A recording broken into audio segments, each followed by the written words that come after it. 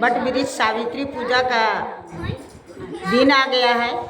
सभी सुहागन अपने पति की लंबी आयु के लिए और अपने घर परिवार के लिए सुरक्षा के लिए यह व्रत रखा जाता है।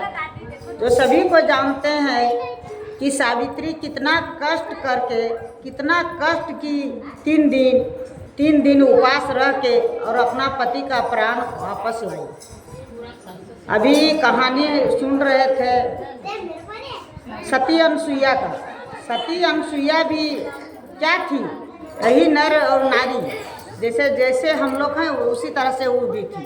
भगवान कोई कहाँ से भगवान नहीं बन जाता है। भगवान का कर्म करता है, अच्छे कर्म करता है आदमी तो वही माननीय हो जाता है। उसी तरह से सावित्री अपना पति के प्राण के लिए अपने तपस्या से, अपने मतलब कर्मों से और साधु का वेश से जब यमराज उनके पति का प्राण लेने आए, बहुत छोटे में बता रहे हैं, तो उन्होंने बोली कि मेरे पति का प्राण आप कैसे ले जाइएगा, सो आज हम देखेंगे। बहुत जिद्दी करने लगी कि अपने पति का प्राण बचाने के लिए।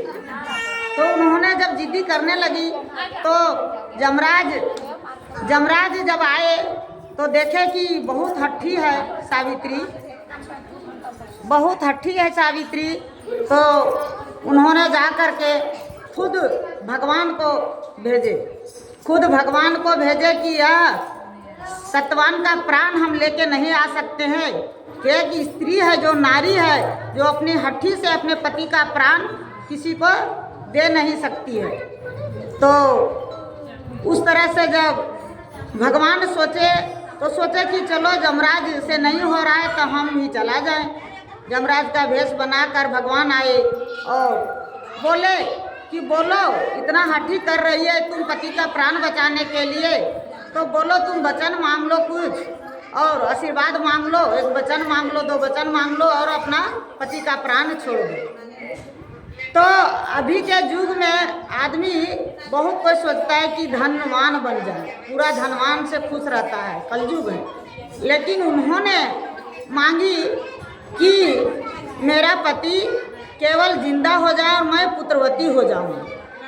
तो इस तरह से वरदान जब मांग ली तो मांगने के बाद वरदान फिर यमराज आए जो संत के वेश में और उनके पति का प्राण लेके चलने लगे तो पीछे पीछे सावित्री फिर चलने लगी। पीछे जब जाने लगी तो यमराज के रूप में भगवान ही थे और बताए कि फिर भी तुम हठी करने लगी, फिर अब तुमको श्राप दे देंगे। तब सावित्री बोली कि महाराज श्राप कैसा, आप कैसे वचन दे करके मेरे पति को लेते जा रहे हैं और हमको बोल दिए कि पुत्रवती भव। तो आप ही बताइए कि मैं कैसे पुत्रवती हो जाऊं। मेरे पति आपके साथ जा रहे हैं, उनका प्राण आपके साथ जा रहा है और हम पुत्रवती कैसे हों। तो भगवान सुने तो अपने वचनबद्ध हो गए वहीं और सोचने लगे कि यह स्त्री बहुत हठी स्त्री है, जो मेरा वचन जो मर जाता है तो किसी का प्राण हम नहीं लौटाते हैं, लेकिन यह तो प्राण बचा के ही रहेगी। तो यमराज बोले कि ठीक है, तुम अपना पति का प्राण वापस ले सकती है और जाओ पुत्रवती हो जाओ। तो इस तरह से वो अपने पति का प्राण बचा ली और पुत्रवती हो गई। तो यही बट वृक्ष सावित्री पूजा है जो सभी सुहागन शनिवार के दिन में 16 तारीख को करेगी। तो हम कहते हैं कि सुहागन तो पति का पूजा करने के लिए बहुत दिल से मानती है। जब आम फलता है तो आम बहुत मीठा लगता है खाने में और सभी को खाने के लिए तैयार हो जाते हैं। और जब ज़रूरत होता है तो उस पेड़ में जड़ में पानी देने के लिए सभी को नहीं तैयार रहता है, न लगाने के लिए तैयार रहता है। तो पति जो हैं किसके गर्भ से आए हैं? माँ के गर्भ से, सास के गर्भ से। तो हम माँ और माता पिता को अभी आदमी छोड़ करके यार केवल पति से प्रेम करता है। कलयुग की बात है, सभी के घर में नहीं है, लेकिन फिर भी हाफ जैसे चल रहा है। जैसे 100 आदमी है तो 50 ऐसे ही चल रहा है कि पति का ही कहना, पति से लेन देन, पति से प्रेम और सास ससुर से अनप्रेम। तो आदमी कहा जाता है कि जिसके गर्भ से मेरे पति जन्म लिए हैं, जो जड़ है वह जड़ को हम लोग छोड़ देते हैं और अपने पति से अधिक प्रेम कर लेते हैं। बहन आज सुन लो कि जो छोटे छोटे बच्चे हैं वो सब देख रहे हैं, जितना वो देख रहे हैं जो कि हम लोग नहीं जानते हैं उतना देख रहे हैं। हकीकत बात बता रहे हैं। परसों की कहानी है, एक माँ ने अपने बेटे को और बहू को बोली कि तुम सेवा नहीं करते हो अच्छे से, मैं बीमार पड़ी हूँ और तुम सेवा नहीं करते हो। तो बेटा बहू बोला कि तुम दादी दादा को कितना सेवा की थी। इतना सुन के खराब लगा जो कहने का कोई काम नहीं।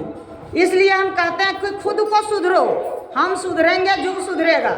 अपने आप सुधरने का मौका लीजिए कि जो घर में बूढ़ा बूढ़ी है, माता पिता हैं, वो देखते हुए चलिए, घर परिवार को संभालते हुए चलिए। इतना मतलब ये नहीं हो जाइए, निर्दयी नहीं हो जाइए, केवल बच्चा और पति में आदमी सीमित हो जाते हैं सबको। और सास ससुर को अनर्गल बातें छोड़, जितना ही खाना बनावे, थोड़ा सा खाना बनावे या ज़्यादा खाना बनावे, बहुत बढ़िया खाना बनावे। आप जैसे मेरे पति कमाते हैं सूखी रोटी भी बनावे, उस खाना को पहले घर में बूढ़ा बूढ़ी है तो उसको पूछ लेना चाहिए, खिला लेना चाहिए, तब खाना चाहिए।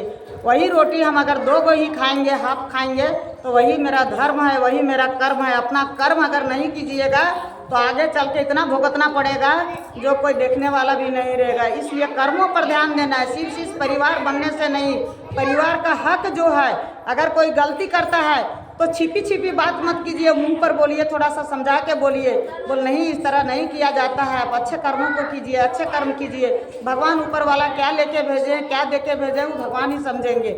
इसलिए अपने कर्मों पर ध्यान देना चाहिए। सास ससुर माता पिता के साथ साथ पति का भी सेवा, बच्चे का भी सेवा, और सुहागन के लिए अमर हो, सबके पति का अरबल बढ़े, यही गुरु से कामना करती हूँ, यही गुरु से दया मांगती हूँ। हर हर महादेव।